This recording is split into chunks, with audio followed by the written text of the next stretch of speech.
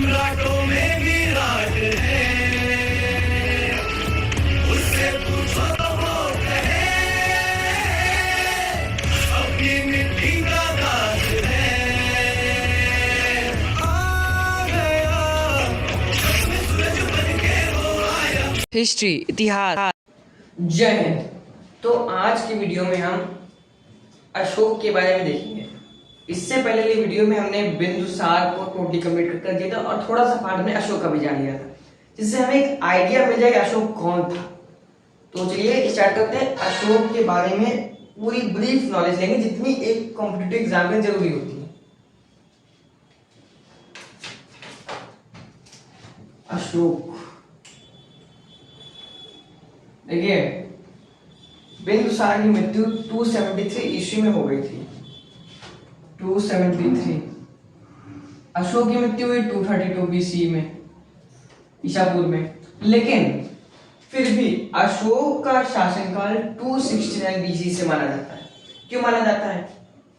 क्योंकि जब ये राजा बना तो इसने अपना बहुत सारा समय मार काट में और युद्ध में पूरा मार मूर के इसमें बिताया है। पूरा समय लमसम था, इसलिए 3 साल ये है सब इसी में पूरा बिताया है। और उसके बाद 3 साल बाद राज्याभिषेक करा है। इसीलिए इसका जो शासन काल है वो 269 से लेके 232 बीसी तक माना जाता है। अब देखिए, जब ये राजा बना तब यहां पर है सॉरी यहां उड़ीसा में ही एक जगह है कलिंग। बहुत फेमस ये बताने जा रहे हैं आपको, कलिंग।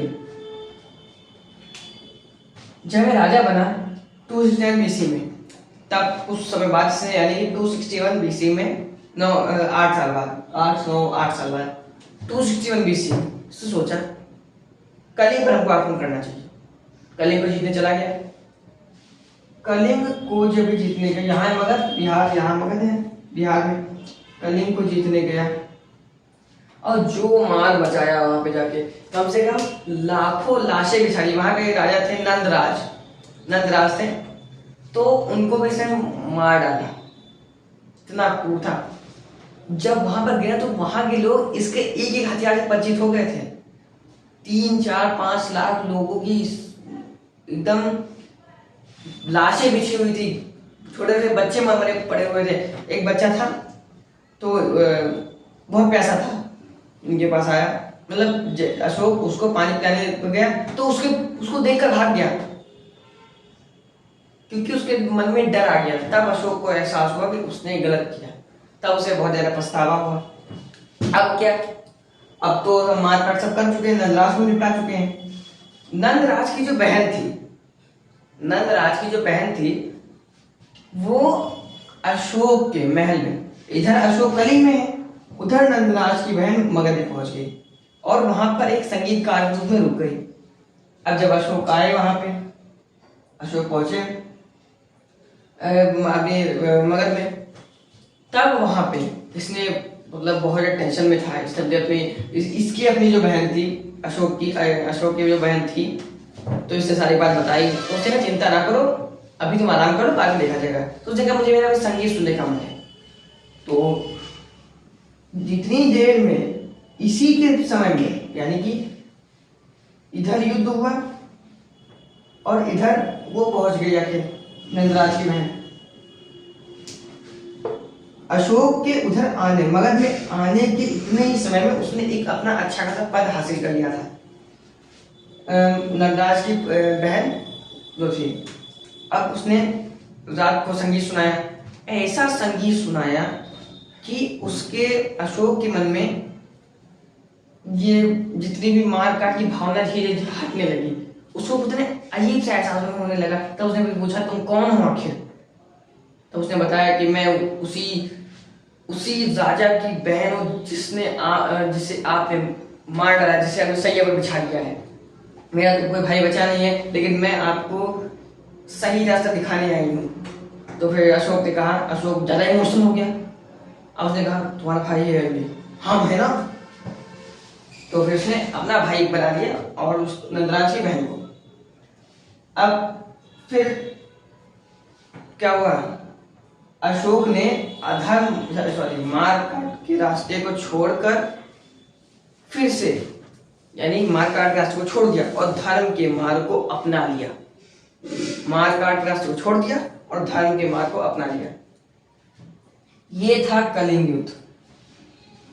बहुत खतरनाक लड़ाई हुई थी ये सबसे बढ़िया, मतलब सबसे इंटरेस्टिंग टॉपिक है मौर्य साम्राज्य की। इसके अलावा अगर किसी मौर्य साम्राज्य से सवाल पूछना होगा तो ये दिमाग में ना ऐसा हो ही नहीं सकता, कलिंग दिमाग में ना ऐसा हो ही नहीं सकता। ये कब हुआ था? युद्ध 261 BC में, बिफोर कॉमन ईरा, 261 BC। अगर आप उसका स्क्रीनशॉट लेना तो ले लीजिए, वैसे इसमें कुछ है नहीं, लेना तो ले लीजिए, फिर आगे देखते हैं। ले लिया, चलिए आगे देखते हैं।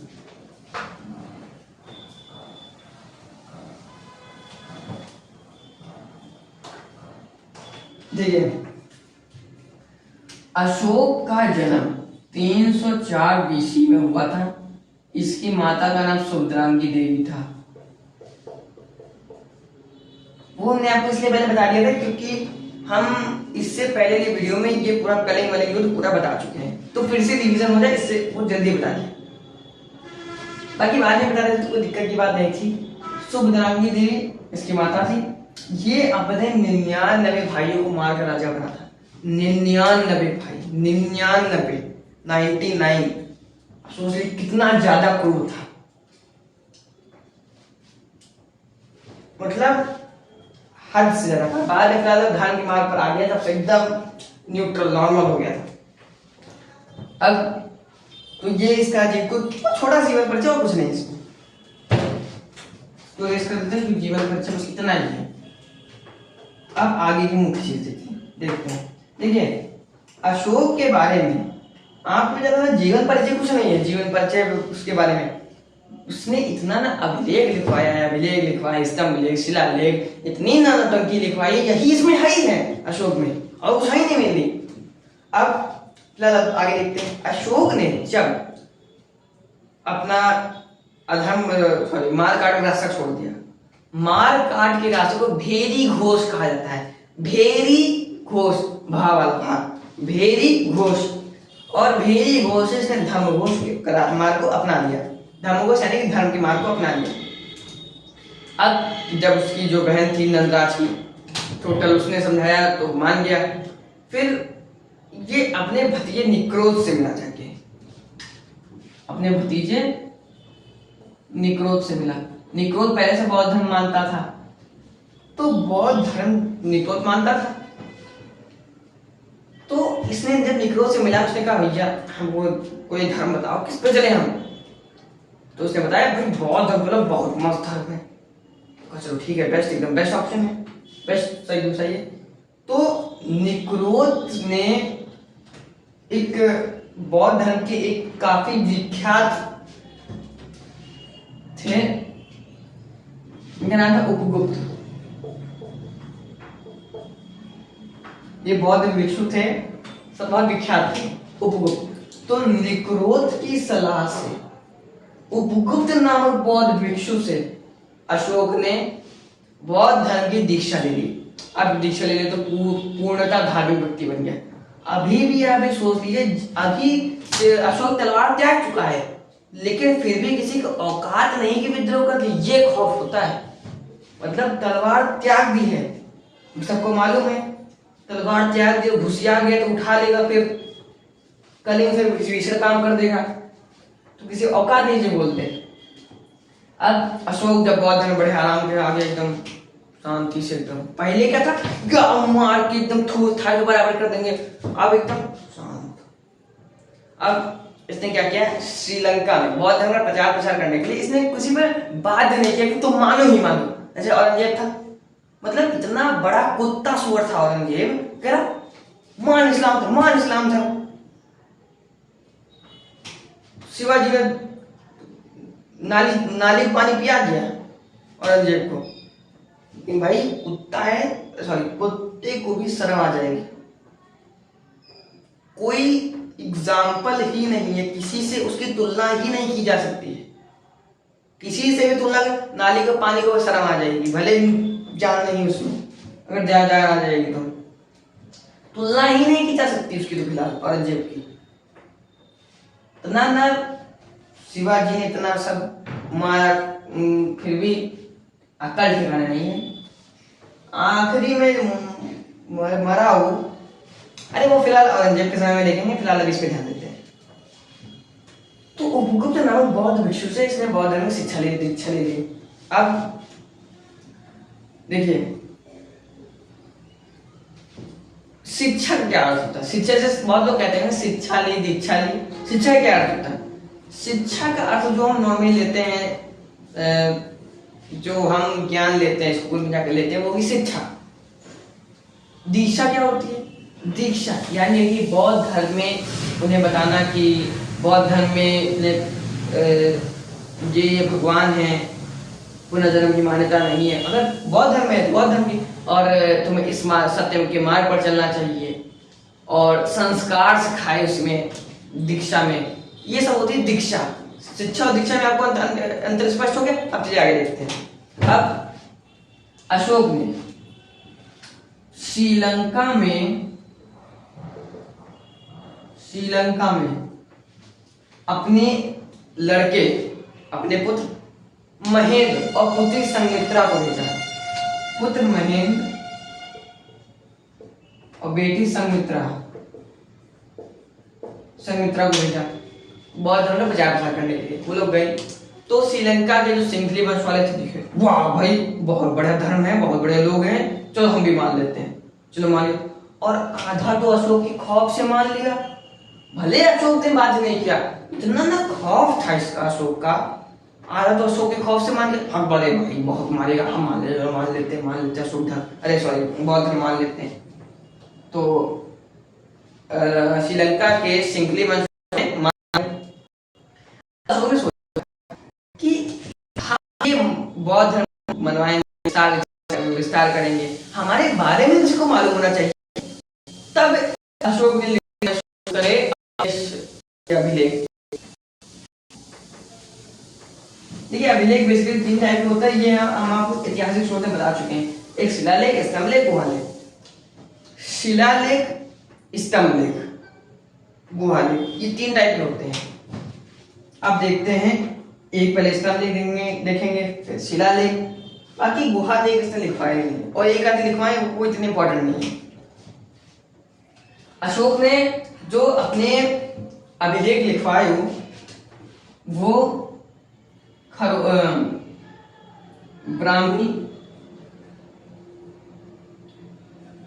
ब्राह्मी, ग्रीक, अरमाइक और खरोष्ठी।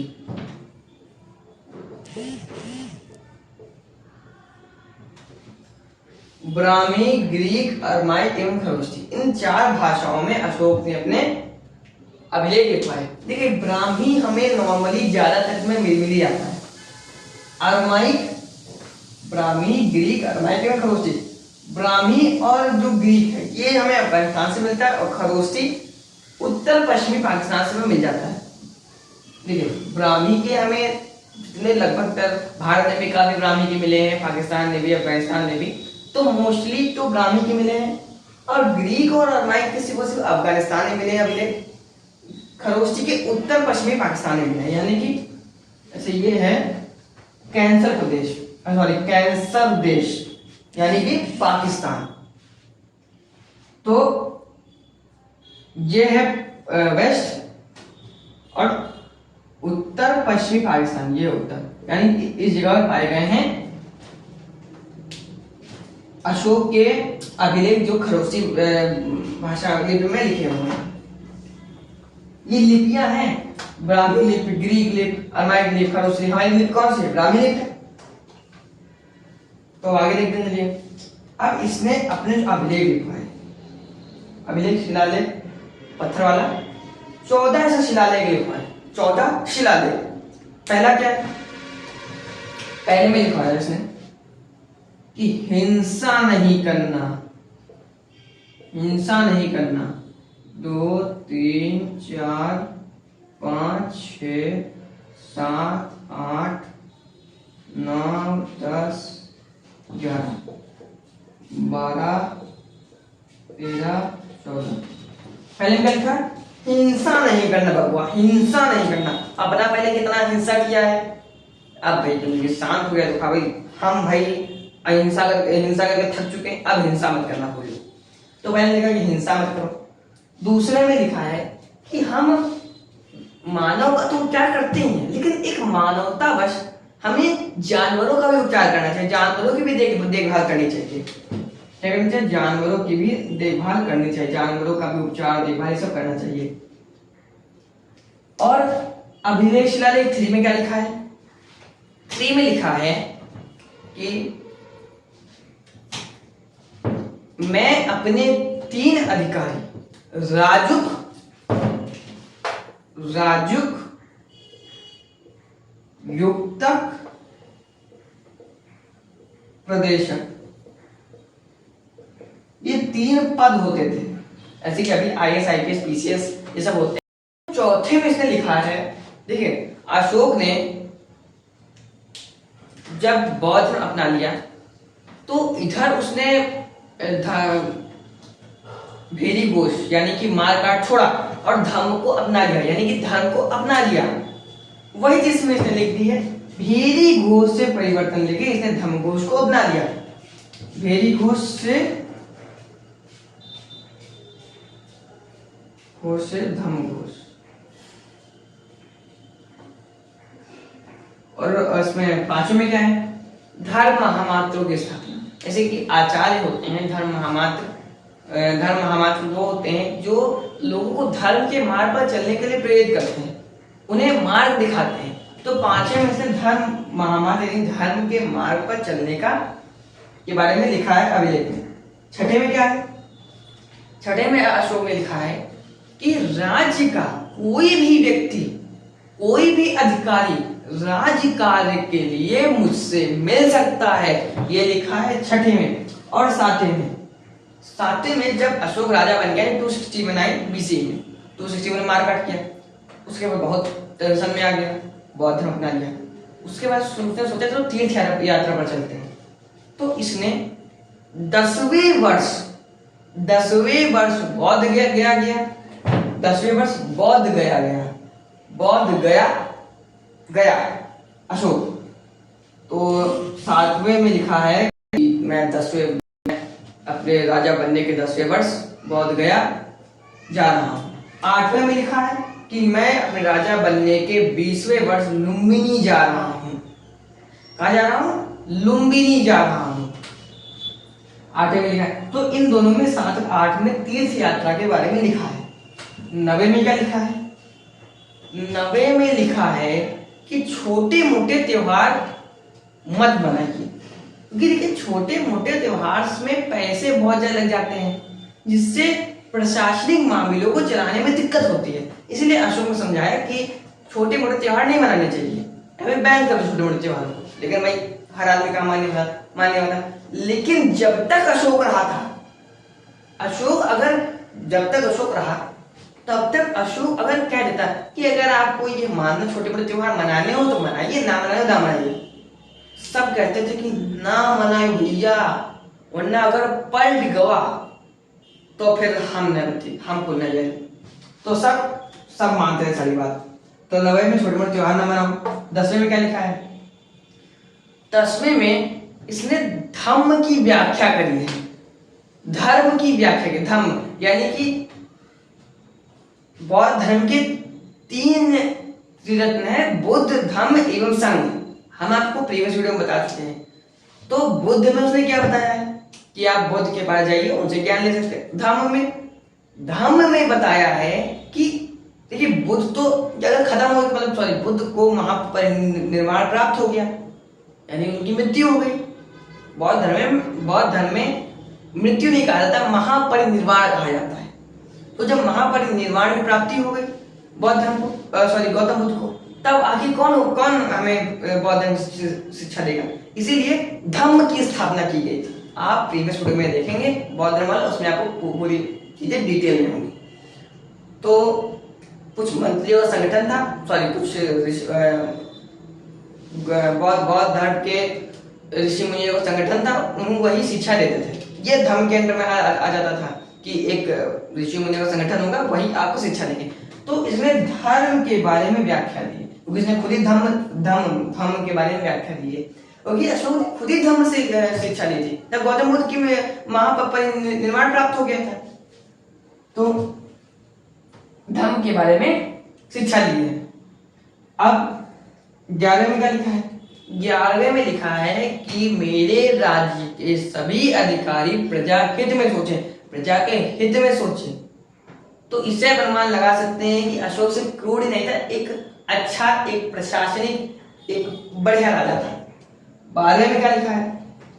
12वें में जिस तरह यहाँ पे धर्म महामात्रों की स्थापना की गई, ये धर्म महामात्र बेसिकली पुरुषों को बनाया जाता था, लेकिन 12वें में क्या था कि स्त्री महामात्र की स्थापना की गई, यानी कि स्त्रियों को महामात्र बनाया जाएगा और वही स्त्रियों को भी एक धर्म की शिक्षा देगी। यहाँ पुरुषों को दे रहे थे, वहां स्त्री को देंगे, क्योंकि पुरुष ही पुरुष को दे, महिला को दे, तो उस समय के हिसाब से कुछ ठीक उनको नहीं लगा, तो उन्होंने कहा चलो स्त्री महामात्र की स्थापना कर देते हैं।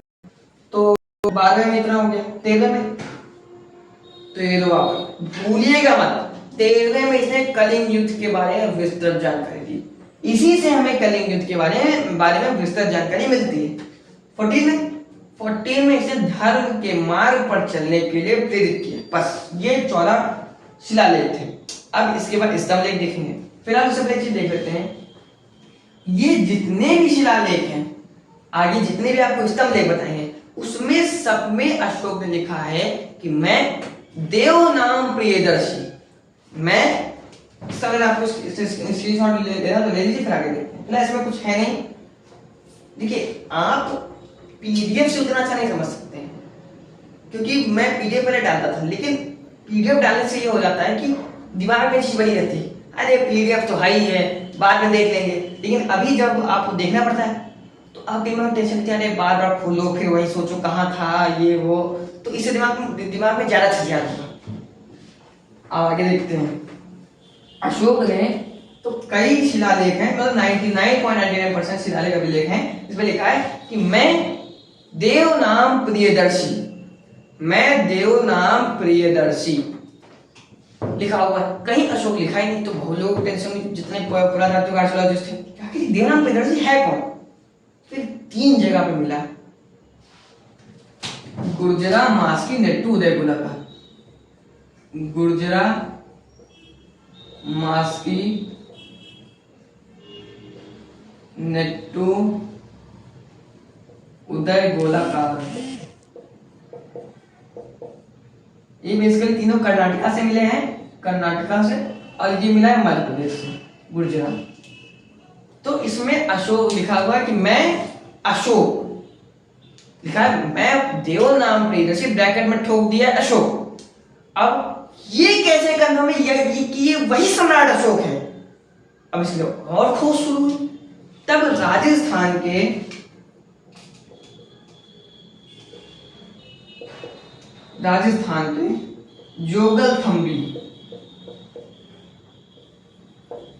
जोगलथंबी से लिखा हुआ है कि मैं देव नाम प्रियदर्शी, ब्रैकेट लिखा है अशोक सम्राट। जिससे मैं मालूम पड़ा गया, अरे भाई ये तो वही अशोक है, खतरनाक अशोक। तो ये थी अशोक के अभिलेख के बारे में ऊपर की जानकारी, क्योंकि पहले अभिलेख बताना जरूरी था, इसलिए हमने ये आपको बाद में बताया। तो 1750 में पादरिटी फैनथेलर ने अशोक के शिलालेखों को सर्वप्रथम खोजा था। 10-15 लाइन लिखिए। अशोक के शिलालेखों की सर्वप्रथम खोज करी थी। अब इसको समझ नहीं रहा, ये लिखा क्या है आखिर, ये गधा समझ नहीं पा रहा। अब 1837 में एक थे आर्कियोलॉजिस्ट, इनका नाम था जेम्स प्रिसेप। इन्होंने बताया, हाँ कुछ कुछ समझ में आ रहा है, मैं देव नाम, हाँ समझ में आ रहा, प्रियदर्शी, मैं देव नाम प्रियदर्शी, आगे बोले पढ़ लिया। तो 1750 में क्वाड्रेटिक पैंथोलॉजी ने इसकी खोज करी थी और 1837 में जेम्स प्रेस्बिटेरियन ने पढ़ने में सफलता हासिल करी थी। अशोक का सबसे बड़ा जो अभिलेख है, सबसे बड़ा जो अभिलेख है वो है 7वां अभिलेख, जिसमें अशोक ने 10 साल पे अपना बौद्ध गया जाने की बात करी है, राजा बने के 10 साल बाद। सबसे छोटा अभिलेख भूमिदेव। देखिए जितने भी अपने अभी तक आपको 14 अभिलेख बताए, उनका सबका अलग अलग नाम है। पहले का भी दूसरा अलग नाम है, दूसरे का भी दूसरा नाम है, तीसरे का भी कोई दूसरा नाम है, लेकिन ये नाम याद रखना जरूरी नहीं है, जरूरी नहीं है, ये इतना कोई नहीं पूछता है। और रूमी पूछता ही नहीं तरीके से, बस पहला दूसरा तीसरा चौथा ये पूछता है। उसी में से एक 14 अभिलेखों में से एक रूमीदेव अभिलेख है। इसी में अशोक का ये सबसे छोटा अभिलेख है, रूमीदेव अभिलेख। तो ये वाला टॉपिक खत्म होता है अभिलेख। अब कल के टॉपिक में हम स्तंभ लेख और बाकी जो लेख हैं और अशोक की प्रशासन व्यवस्था, राज व्यवस्था और मौर्य वंश का प्रशासन व्यवस्था, ये एक करके हम पूरा कंप्लीट करेंगे। तो कल फिर से मिलेंगे नए टॉपिक के साथ। तब तक के लिए जय हिंद, जय भारत।